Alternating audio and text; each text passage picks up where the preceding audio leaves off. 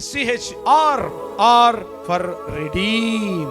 Redeem అర్థం ఏంటంటే విమోచించుటకు ఆయన వచ్చిన వాడు. విమోచించుటకు. మత్తయి సువార్త 20:28 మనుష్య కుమారుడు పరిచారము చేయించుకున్నట్టుకు రాలేదు గాని పరిచారము చేయుటకును. రైట్, ఇక్కడి నుంచి మనకు కావాలి అనేకులకు ప్రతిగా విమోచన క్రయధనముగా తన ప్రాణమునిచ్చుటకు ఆయన వచ్చెనని చెప్పాడు. అంతేగాని యేసుక్రీస్తు ప్రభు వారు ఈ లోకములోకి వచ్చి ఒక బిల్డింగ్ సంపాదించుకున్నాడని చెప్పండి, ఒక ఎకరం పొలం ఉంది ఆయన పేరు మీద చెప్పలేదమ్మా. మరి మనం వెళ్ళిపోయేటప్పుడు ఎన్ని ఉంటాయి మనకి?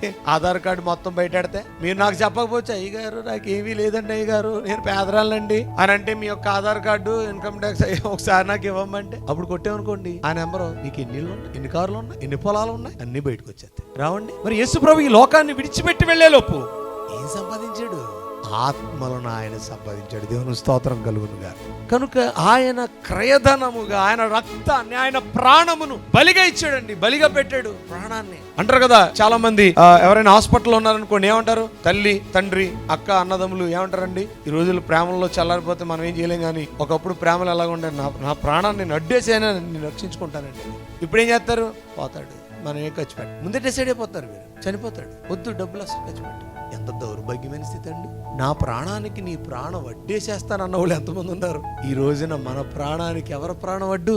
దేవుని ప్రాణం. మీరున్నారండి అలాగా? యాజకుడికి ఏదైనా ప్రాబ్లం వచ్చింది అనుకోండి, నాకే కాదు ఏ యాజకుడికైనా ప్రాణం ఏదైనా అపాయమో లేకపోతే ఆపద వచ్చింది అనుకోండి, అయ్యా మీకు ఎందుకండి నేనున్నానండి అన్న వాళ్ళు ఉంటారా? లేకపోతే భయపడిపోయి పిరుకోళ్ళే కానీ బాబాయ్ బాబాయ్ బాబాయ్ సిగ్గుండాలండి అలా ఉంటే కదా.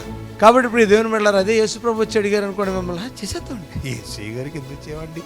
అలాగన్న వాళ్ళే గొర్రెల కాపరిని కొట్టుదును, మందలో ఉన్న గొర్రెలు ఏమైపోయినాయి అంట, నేను విడిచిపెట్టినాయా అన్నాడు. ఒక ఆయన ఏమన్నారు?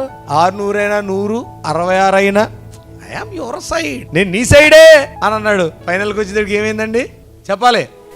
మన ఇద్దరం ఒకటే, అయ్యగారు పక్కన పెట్టేద్దాం, మన ఇద్దరం ఒకటే, అయ్యగారు మనకెందుకు, మనం ఒకటే, వీఆర్ ఫ్రెండ్స్, మన స్నేహితులు, మన ఫ్రెండ్షిప్ ఏమవ్వాలా? బాగుండాలి. ఆయన ఎలా నాశనం అయిపోయినా మనకు అక్కర్లేదు. మనం ఫ్రెండ్స్, మనం జిగిడి దోస్తులు. మొక్కలు పడిపోయినాయి చాలా మందిని.